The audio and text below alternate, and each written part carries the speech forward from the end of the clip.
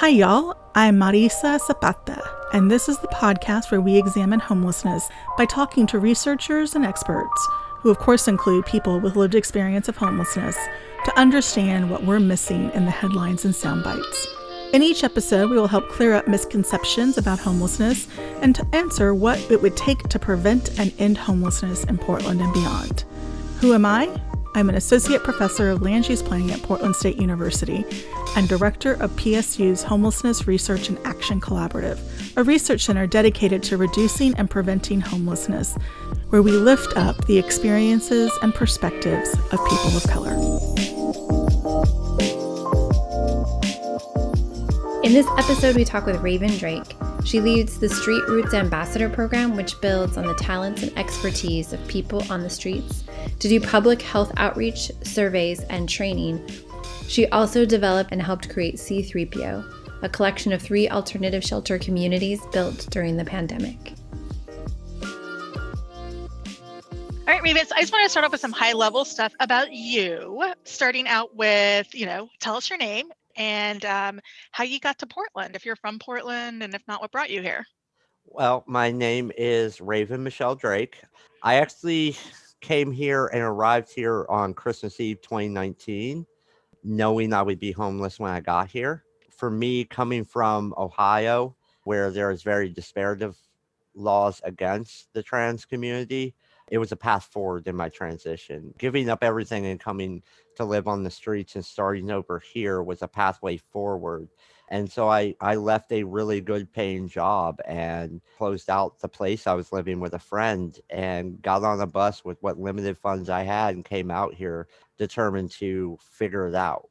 I think your story is really important because one of the things that we hear a lot from people is, this idea that everyone is coming here to receive good services. Mm-hmm. And of course, we know for people who are choosing to come to Portland or the other more liberal cities, it's more complicated than that, right? And so it is this question about the hope that you can find a place where your identity can be validated and you can be accepted.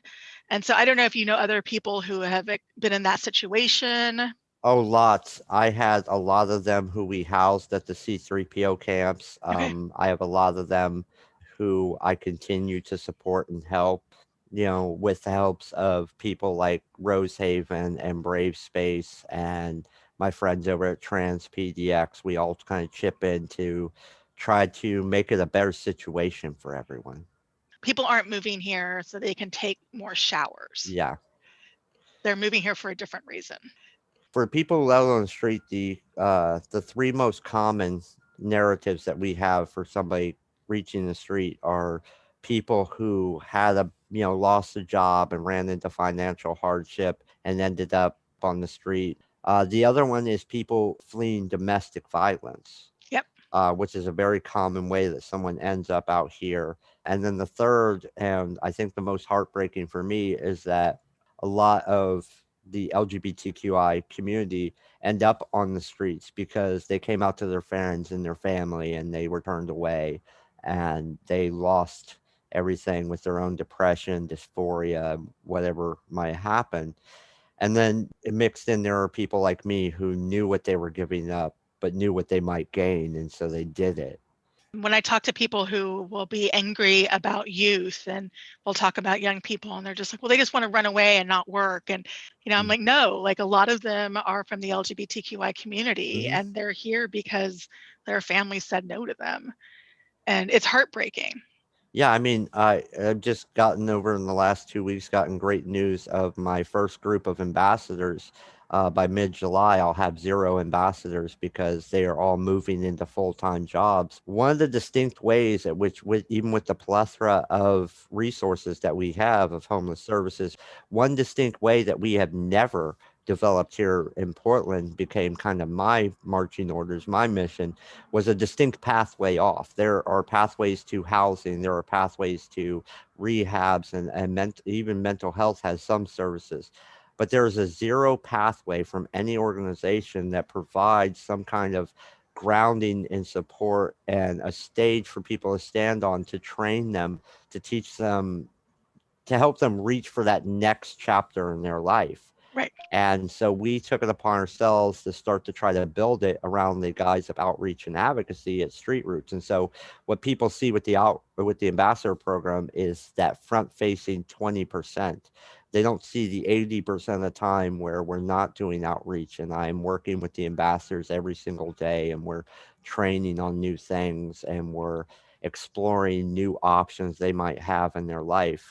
Some of my ambassadors got really excited and involved in peer support work, and they're going off to work in the shelter system. Others got really inundated in outreach and advocacy. We have found them spots with partners on outreach teams to take that knowledge and that lived experience they have onto the next level. Can you talk a little bit about what the structure of the ambassadors program is? Yeah, so all of our ambassadors are active vendors of Street Roots who we invited to join this first batch of this program.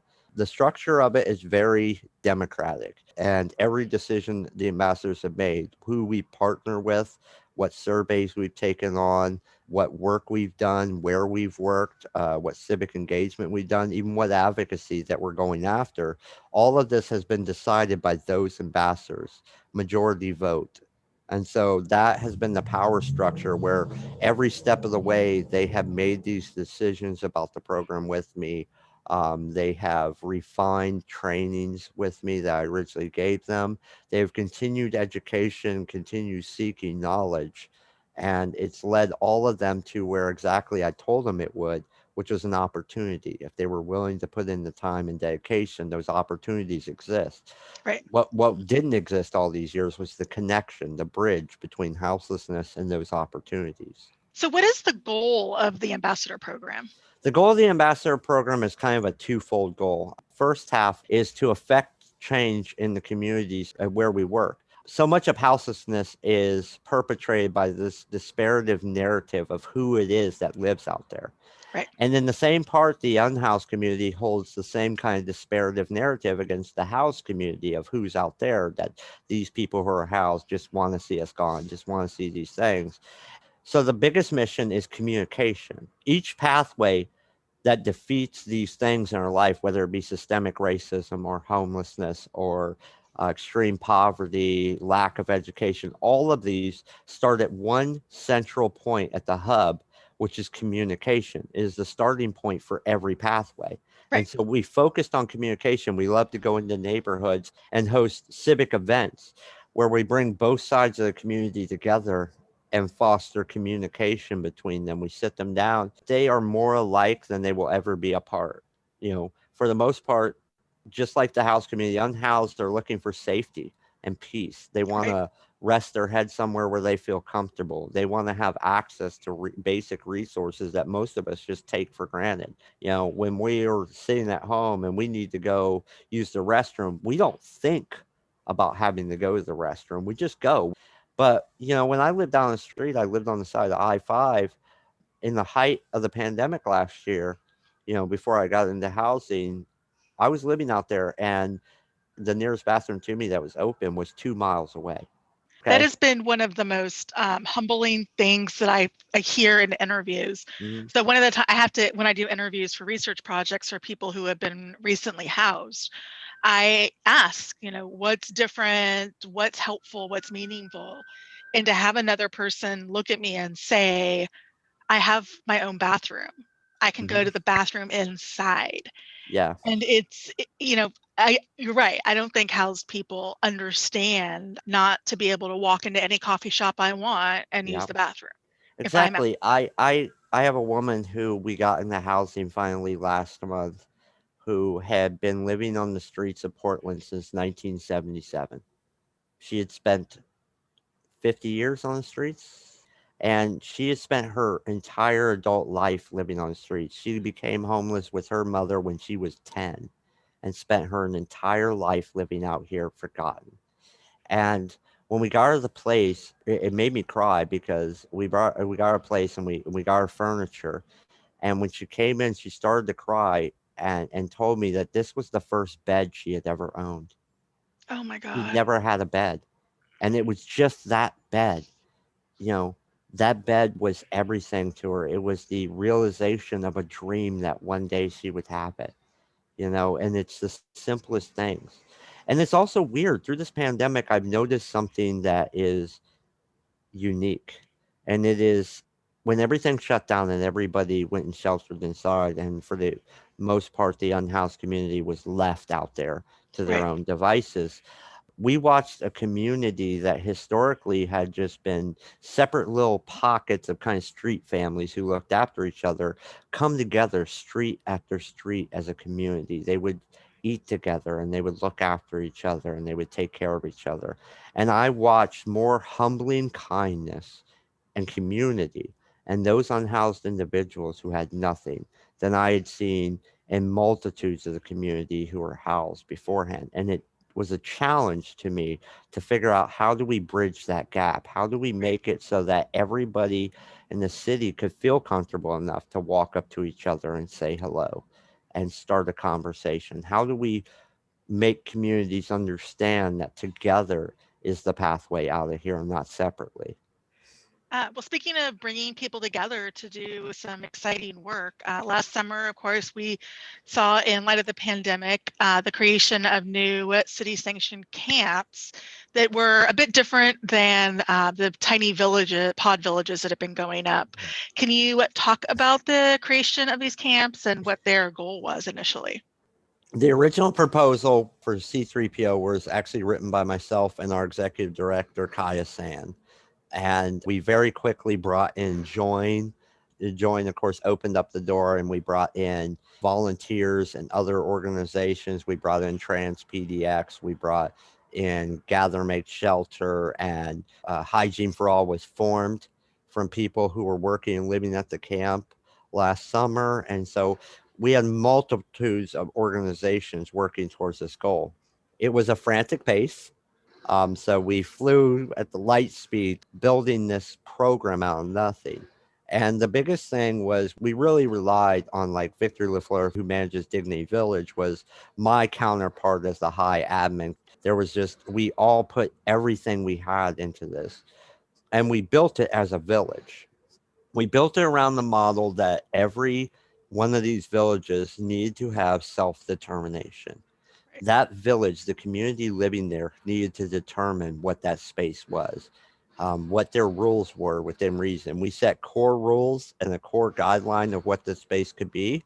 And then every one of the villages were allowed to grow and expand. And slowly we were able to pull away a paid staff that we were doing initially with funding from the city and phase those people out to actually turning over those roles to the villagers who were living there, to give the ability and the authority to manage themselves. So this is, I think, really important for listeners. There's concerns by some advocates and some people who are experiencing homelessness that when the city is funding the camps, there are often rules that must go with that.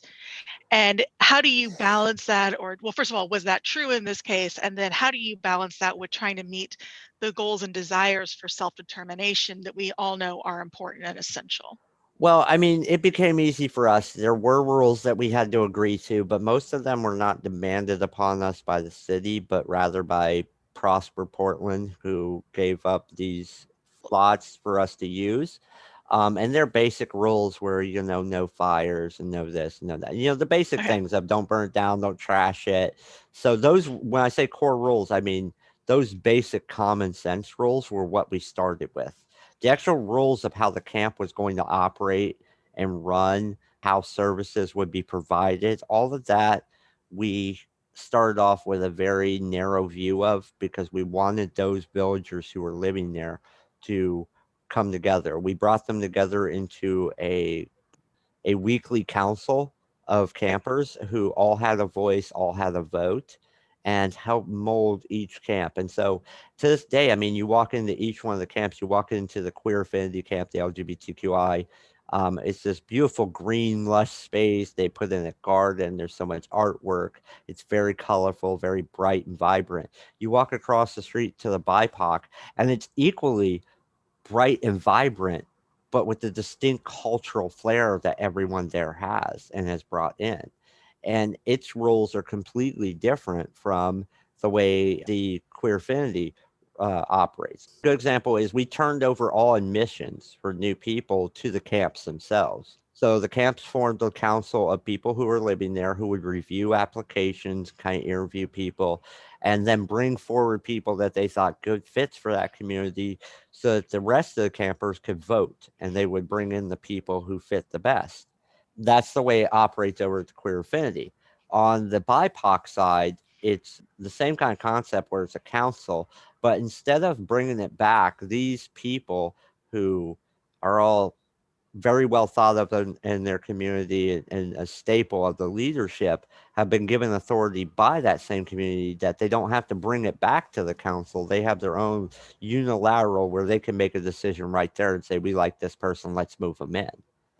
In the BIPOC, the use of racial slurs has given much more attention than over a Queer Affinity, while Queer Affinity has a much bigger emphasis on the correction of pronouns. Both of them have similar rules, but for two varying different things. And so each one of the camps were given that. And that's the point. That is the problem I have with some of the projects being proposed, is that they're very regimented. And I'm as much as I would love to see that succeed so that there would be more space for people, I would not live in there, and I can't think of anybody out there who would live in a situation like that. But all the models who have really taken to heart this idea of self-determination to allow that village to start small, start basic, and to grow and develop and become a community, all of those, I have really high hopes that they will succeed. And here's the thing, I had this conversation the other day where people were like, well, we spent all that money funding Metro. Yes, and those projects are going to come, but the likelihood is we will not see the full fruition of that money, the use of it, and those projects that we funded for the next decade. It will take time for all those projects to come online, to build, to rehab buildings, to organize. They're not going to be overnight. It's not like Metro spent all this money and we were paying them back to instantly launch them. This is a long-term project that will take a decade or more to see the fruition of. And in the meantime, that is the beauty with our lack of space within shelters, even with new shelters starting to be open by other organizations. Even if 10 more shelters would be open, it still means that we would only, at best, only have enough shelter space to house a quarter of the population here in Portland. The numbers that the Joint Office reports are woefully low, and I've told them repeatedly. Yeah. Their comment of 2,000 to 2,500 houseless individuals is extremely inaccurate. And I would say that they know that. Yeah. Right? And it's something we've discussed because I said when you count tents, you're not including people who sleep in doorways, people who might not be in that area that night when you count, people who living in their cars, RVs. This counts all the people living off the grid out in the woods, in the parks that you're not going to count. I said, we have spent a year over at Street Roots through the outreach we've done trying to count and get an ideal, a grasp of the numbers. And so far where we are, it might be closer but not accurate, is about 4,500 to 5,000 individuals on a nightly basis. That does not surprise me, and that would be consistent with some of the research around the country in terms that have looked at what we call extrapolation factors to say that, particularly when we get into this like one night count versus repeated counts over a year, right? You're going to have a higher number to start with. One of my arguments has been around these differences in counts is that when we're talking about the amount of affordable housing we need for our region to provide for people who are doubled up, people who are on the cusp of homelessness, people who are living unsheltered, it's, we're looking at numbers that are in the tens of thousands, right? So we did an estimate in 2017 that got us up to 40,000. Yeah. And so at that point, as a researcher and someone who's thinking about policy, it actually doesn't matter if it's 2,500 or 5,000. Yeah. Because I'm already into the 40,000, 50,000 range. Yeah. Providing just a few more units, but it does, I think, help the public understand and make sense of what they're seeing. right? Because Yeah. they're like, we know that we're seeing more than this really is, or we're hearing about more. Yeah. Well, I mean, another thing is the public will say there are more houseless individuals now than there was a year ago or a year and a half ago. Do you agree with that? No, absolutely not. Same Here's the here. difference. Prior to the pandemic, prior to the stay-at-home order, we were a very mobile population Yeah. out there. We had to be mobile between sweeps and cleanings, between people, even in our own community, damaging or losing our stuff. Most of us carried everything we owned on our back. And we would pack up every day and we would move to new locations. We migrated around looking for somewhere that was home, somewhere that felt safe enough to stay. And so it was not uncommon for people to sleep all night and then pack up everything they owned and go to the Yep. library, charge devices, check their email, go to the park, go down to the waterfront, go get services that they needed, all of these things. And so when people would come downtown in the morning, in the afternoon, and see half of what they see now, that was their assumption of how many houseless individuals, and it wasn't a massive problem to them. They didn't want to push for a solution. And now that there's a whole bunch, coupled with the fact that a great many of these people who are now joining the conversation went through their own bit of uncertainty over the last year and a half, as most of them lost work, could not work, sheltered at home, had those same unsure and feelings, those desperation feelings of, God, will I be able to survive this? A lot of people are still fighting tooth and nail to abate the eviction moratorium ending and everything that can happen on that. And that for me is the biggest fear, because if something is not fully in place, if people do not get the help they need, conservative estimates is at least 10,000 people in Portland could join this houseless group. And we struggle now with what we have. We would be Yep. swamped with that. The eviction stuff is what keeps me up at night. So I want to just pause and acknowledge that, you talked about moving here in 2019 and that you had this whole other career before getting here. So you've learned all of this in 2.5 years. All of the way of framing this. Yeah, I mean, I haven't been here a full 2 years yet. It's a little over a year and a half that I've been here. Before reaching Portland, I never did outreach work. I never did advocacy. None of these things were part of my life. Yeah. And I started to learn them out of necessity. And as I did, I unlocked something in myself. The joke that me and Kaya have with each other is that I came here to Portland to just do my transition, to become myself, and I wanted to do it quietly, and I've done everything but. And so I'm gonna so agree with that. And it all started from I was really horribly bad at selling the paper. I was a dismal vendor. I was so depressed and didn't talk to people, didn't engage back then, that I found it. I mean, if you stand there quietly on a street corner, you might sell one every once in a while, but most people will walk past you. And so I didn't really sell the paper, and I gave up. And in early February, I saw what was happening in Washington already with their first few cases, and I knew it was coming. I knew it was a matter of time. And both of the individuals I camped with both had compromised immune systems. And so I was worried about them. And so I defaulted to what is always going to be a part of me. I spent 3 combat tours with the 1st Marine Division as a corpsman. I will always be a medic at my core. Medicine will always be a passion of mine. I just defaulted to what I knew, and I assembled a medical kit, and I started walking up and down the I-5 corridor doing outreach to people.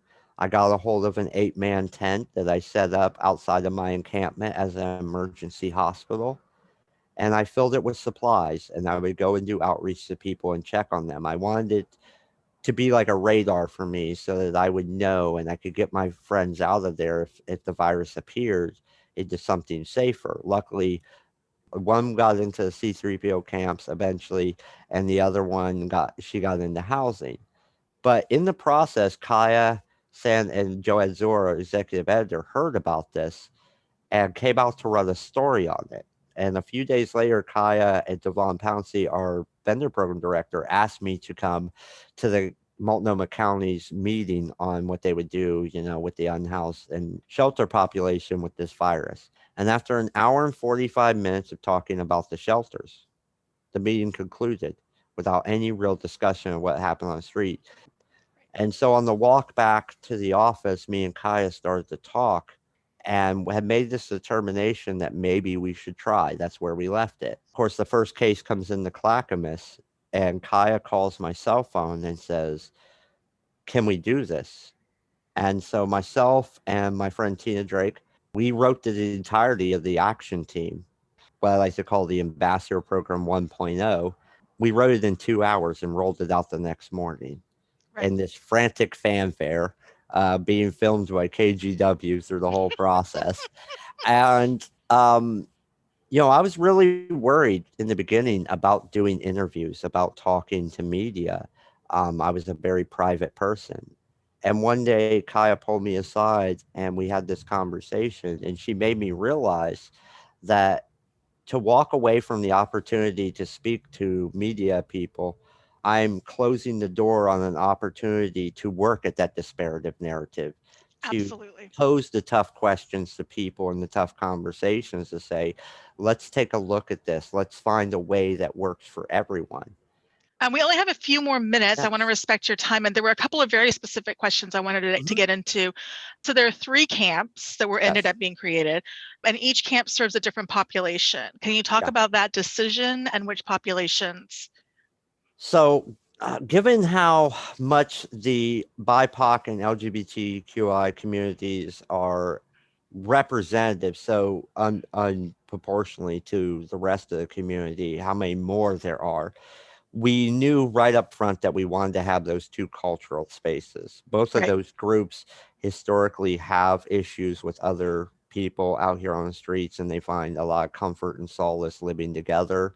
We offered that as an option to both of those groups.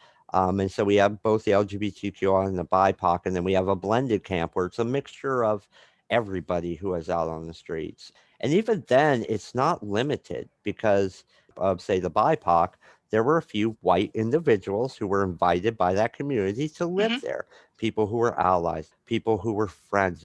There were multiple people who were straight, not even on the spectrum of the LGBTQI, who were invited to live with them because they were respectful, they were allies. And so we allowed them to form this community together, allowing them each to have their own space. The other question I've been wondering is what does it look like inside the camps? And you talked earlier very vividly about what it looks like in terms of, the lushness or the expression of Yeah. culture. But what about in terms of the structures? In terms of, do people have bathrooms? Like, what Yeah. does it actually look like? From the very beginning, we first started out with tents. We started out very low. We built a 12-foot by 12-foot platform for each Hmm. camper that belonged to them. That was their area. Could utilize the entirety of the platform or as low as they wanted. And each one of the camps has a minimum of 5 porta potties, which are serviced every other day. They also all have their own shower trailer, which they get to run. Unfortunately, it's just shower trailers on the east side of the river, so we brokered a deal with a local laundromat so that everybody in the camps could take their laundry and wash them. The one at the blended camp, which was built for us by Cascade Clusters, is 2 shower stalls and then 2 sets of washer and dryers that are built into this trailer that community gets to use. We provide 3 meals a day. We provided inevitably as we got funded in September before I left the project and went back to Street Roots. We had finally funded through a grant OHA a full medical program. So there is a community health worker assigned to each camp that just works with that community, and then an overall nurse case manager. And yeah, we were able to provide wraparound services, mental health, and planning for housing.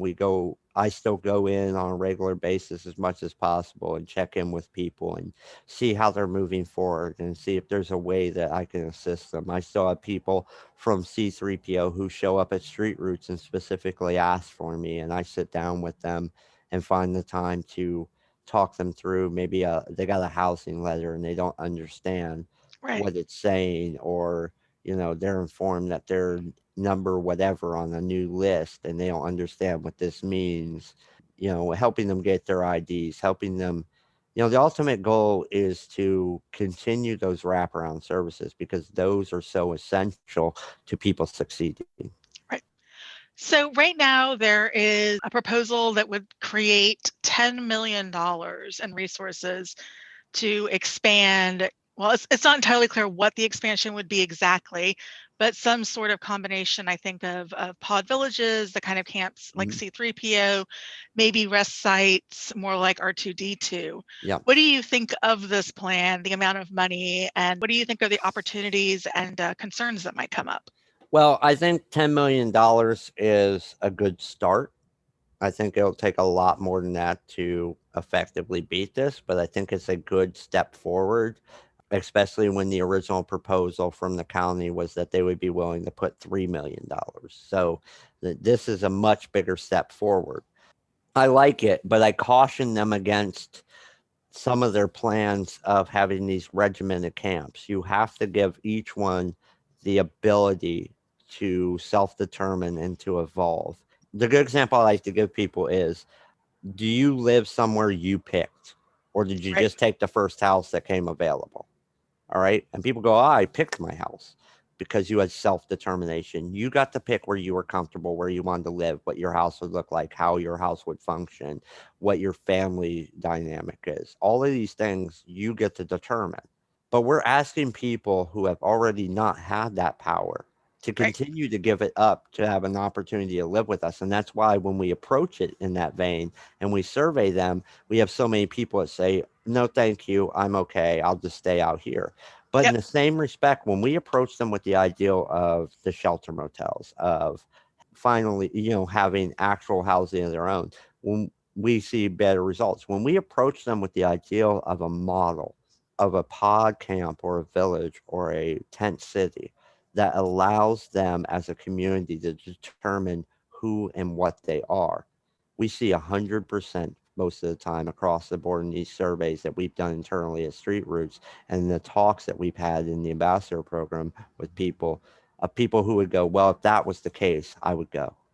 And that is the linchpin. That's the key that I keep, that we have a lot of these projects who have reached out to us for our experience of living on the street. And that's what we like to tell them, that you have to have the flexibility and the foresight to give that community the ability to determine who and what they are. And it's mind-boggling that that argument continues to have to be made, right? Because the idea that people know what to do for themselves and how to do it is fundamental for most of us. And if that was challenged, we'd be like, wait, what are you talking about?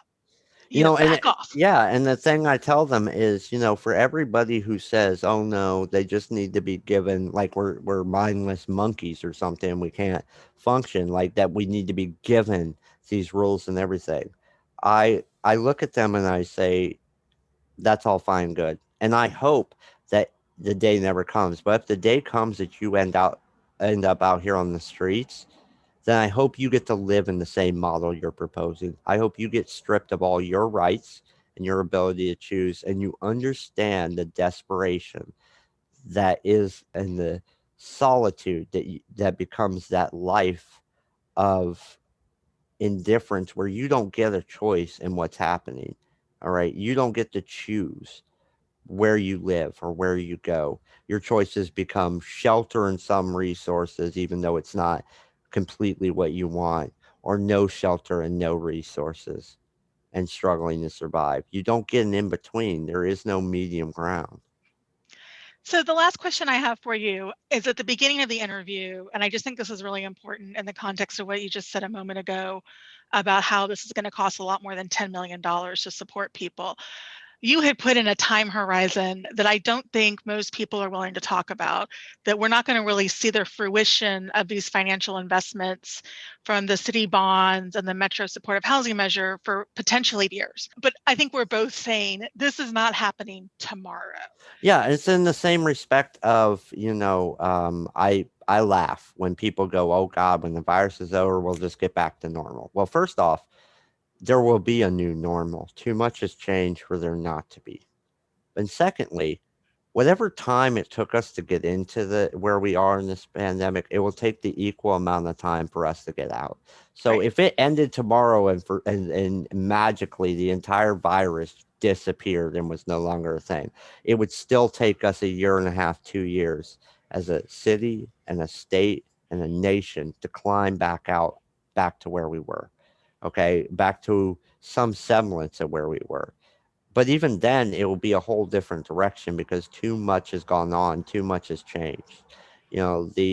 With how horrible that the pandemic was, it was a blessing to the people living on the street because it really showed the cracks and the holes within the system they'd had to navigate. It Right. showed all the ways it didn't work. When people who had historically never had to use these resources had to call 211 and try to find rental assistance and all these things, their frustration of a system that doesn't actually work and doesn't go anywhere, just loops on itself, that right there drove them all to be irate about this system. And the unhoused community looked at them and said, yeah, that's the best we've had. And it opened people's eyes to what's been happening and restarted elements of the conversation that for some of these conversations for a decade or more here in the city had been closed off. Do you have anything else you want to share with us? No, I just absolutely appreciate being here today. I very much appreciate the partnership that we've had with HRAC and looking forward to a long and fruitful partnership for many years to come. All right, we've been talking to Raven Michelle Drake from Street Roots, and I just want to say personally that while it breaks my heart that you had to leave where you were from to be out here, to be able to live your full self, it is definitely our gift, and we're thrilled that you're here. Oh, thank you. For way too long in my life, my story was my tragedy that I hid from the world, and now it's become my power. It's something I can share to show people that even in the darkest of days, there is a pathway forward.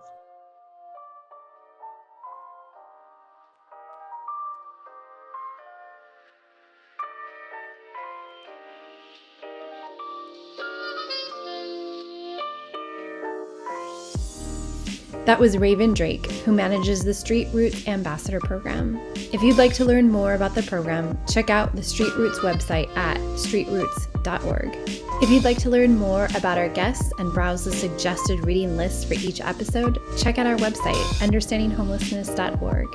Thanks for listening.